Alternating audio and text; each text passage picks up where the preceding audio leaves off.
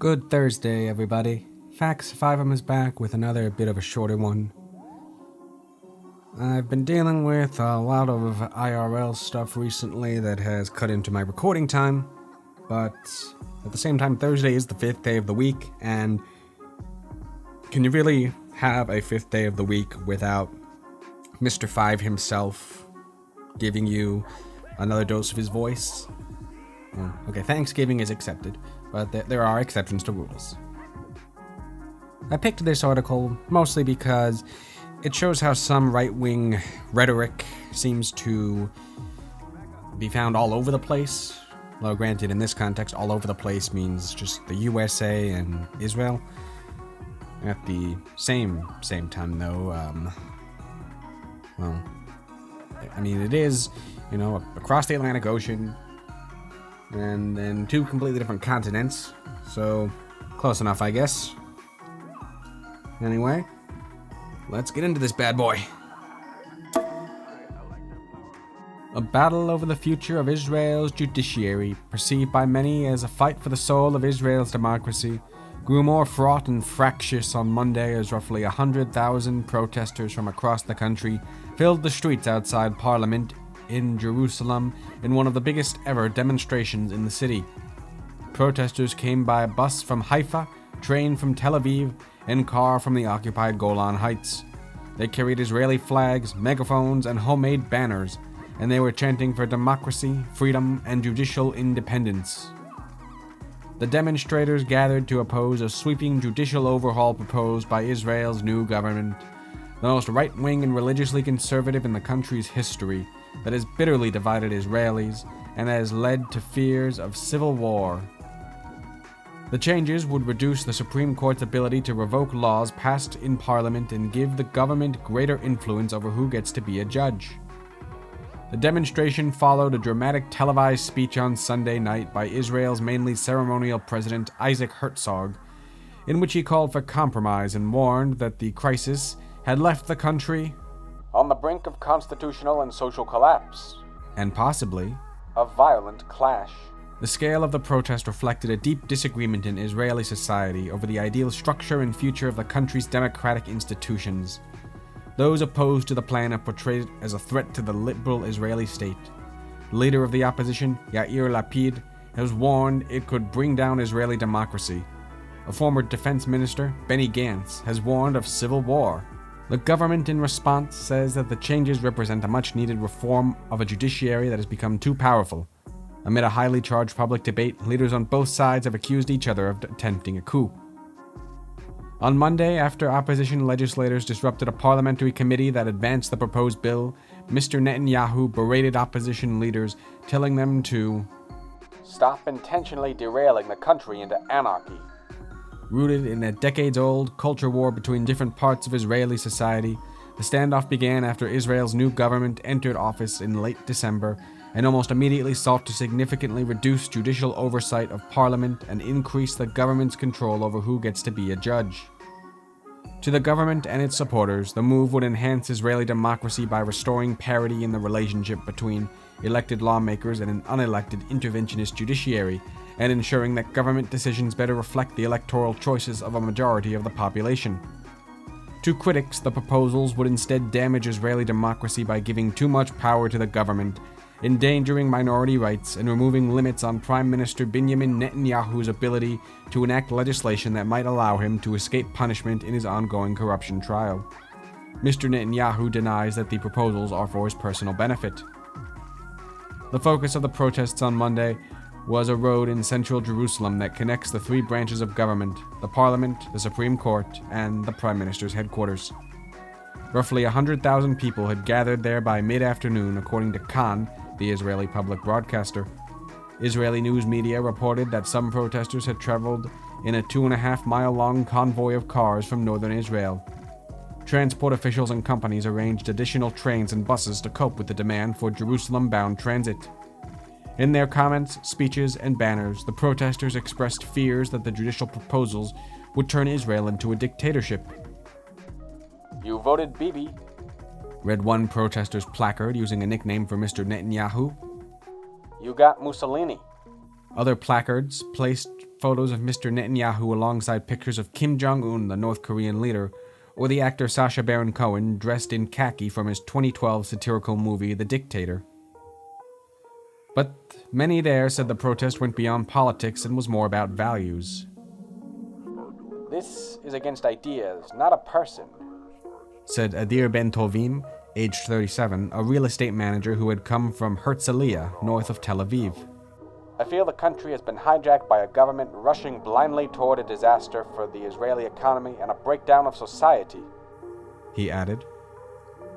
A girl of 12 held a placard that read, "When I am 18, will there be elections?" as the crowd around her chanted, "Democracy, democracy." Jilly Bar Hillel, a publisher and translator, drove from Tel Aviv to participate along with her partner and their son, a 10th grader, and described the judicial overhaul plan as a regime coup. I can't stand and watch and say I didn't do anything, said Ms. Bar Hillel, aged 48. We are not far from a situation where we won't be able to protest, she added. It is a slippery slope. The protest followed weeks of regular demonstrations in Tel Aviv, where a similar number of people have gathered every Saturday night since the start of the year. But Monday's demonstrations were considered more impressive because they occurred during a weekday and mainly in Jerusalem, a right-wing and religious stronghold. Participants of all ages had taken a day off work and school. They included groups of doctors, army veterans who had completed a 2-day march to Jerusalem, students, high-tech workers, and other professionals.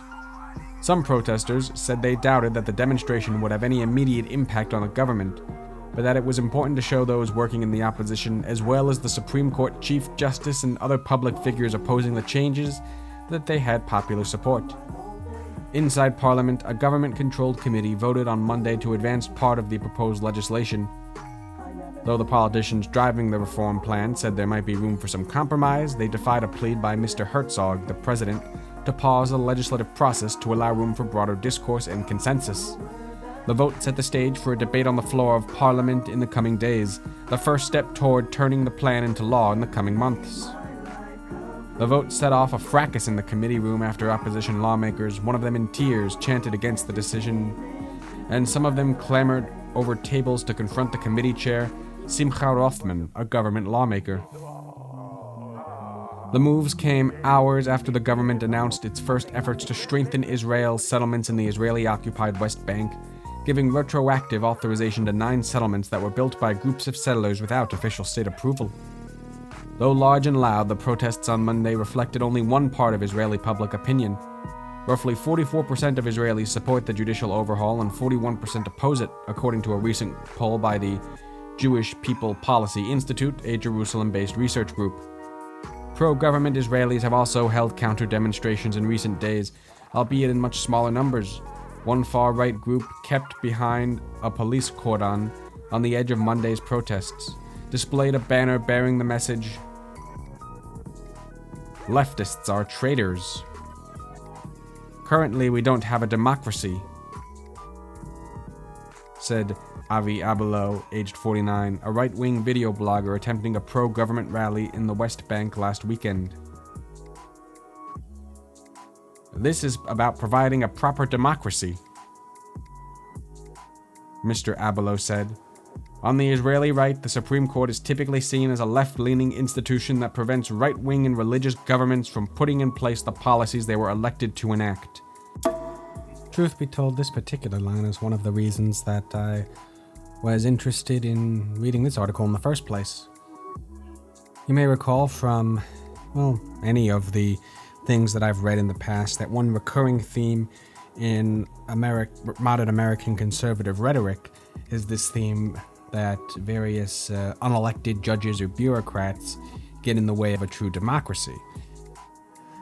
This, of course, tends to contradict the theme of so-called checks and balances that various American conservatives will otherwise praise, although I will say that I don't know enough about the philosophy of Israeli governance to know if the concept of checks and balances is quite as ingrained in their political philosophy as it is in America's. Still, it does amuse me how some things seem to cross country and cultural barriers pretty smoothly.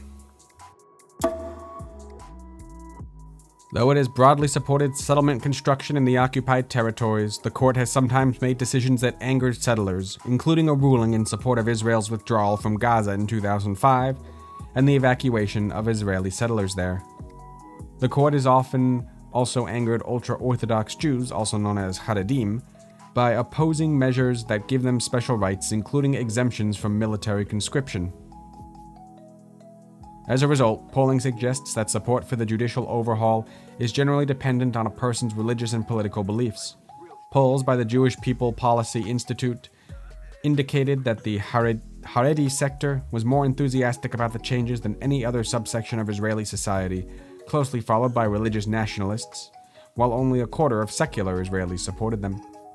Among Israel's Palestinian minority, which forms about 20% of the wider populations, attitudes toward the judicial plans were more ambivalent. Many Arabs agree that the Supreme Court generally acts as a bulwark against attacks on minorities and has acted to restrain parts of Israel's settlement enterprise, but they also feel that Israel's democracy has for years been compromised by the Israeli occupation of the West Bank, where millions of Palestinians live under varying forms of Israeli control without voting or residency rights in Israel itself. Democracy cannot exist while you are occupying other people, said Aida Toma Sliman, an Arab lawmaker in the Israeli parliament. The fight will not end today, said the leader of the opposition Yair Lapid outside parliament. But a day will come when each of the men and women who are out here on the street will be able to say to their children, "The day the state of Israel needed me the most, I was there." And here we have it.